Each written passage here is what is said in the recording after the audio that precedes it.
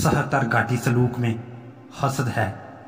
مبارک ہے وہ شخص جس میں حسد نہیں۔ آتش حسد سے گھر کے گھر تباہ ہو گئے اور بازوئے شاہی جیسے مردان طریق کوا بن گئے، یعنی راہ حق سے ہٹ کر راہ باطل پر جا گرے۔ بہت سے یوسف اپنے بھائیوں کے مکر سے کنویں میں ہیں، کیونکہ حسد سے ہی یوسف علیہ السلام کو کنویں میں ڈال کر بیڑیوں کے کھا لینے کی طرف بہانہ کیا گیا۔ حسد ہی کے سبب ابلیس تیری گردن راہ حق سے ہٹانے کے لیے پکڑتا ہے، اور حسد سے ہی ابلیس حد سے متجاوز کرتا ہے۔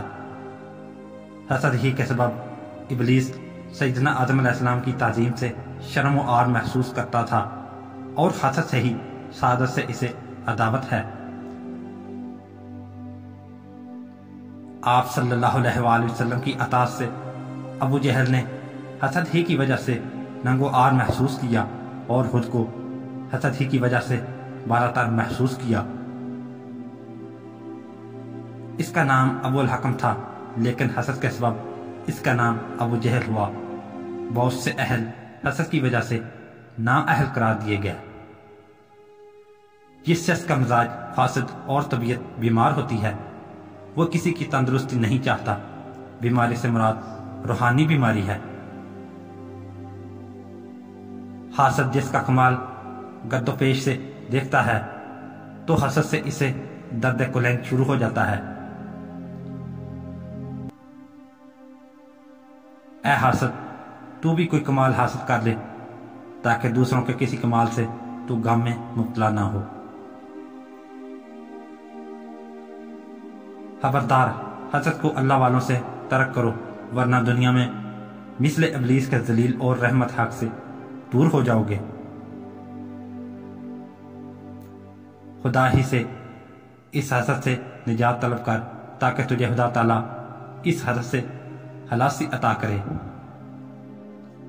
اپنے پاس توسی کو مت دیکھ، بلکہ اپنے پیر کو دیکھ، تاکہ آنکھ کی بیماری یعنی حسد اللہ والوں سے تیرے دل میں کینہ پیدا نہ کرے۔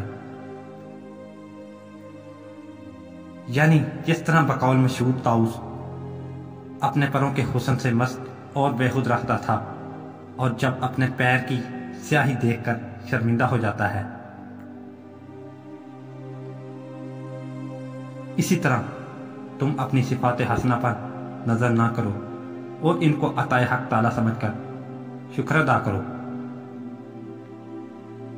اور اپنی برائیوں پر نظر ڈال کر اپنی نگاہ میں اپنے آپ کو حقیر اور ذلیل سمجھو، اور نگاہ حلق میں ذلیل ہونے سے پناہ مانگتے رہو کہ پردہ استاریت کہیں نحوست اعمال سے اٹھ نہ جائے۔ اللہ والوں کے پیروں کی خاک بن کر اپنے حسد کے سر پر خاک ڈال دو۔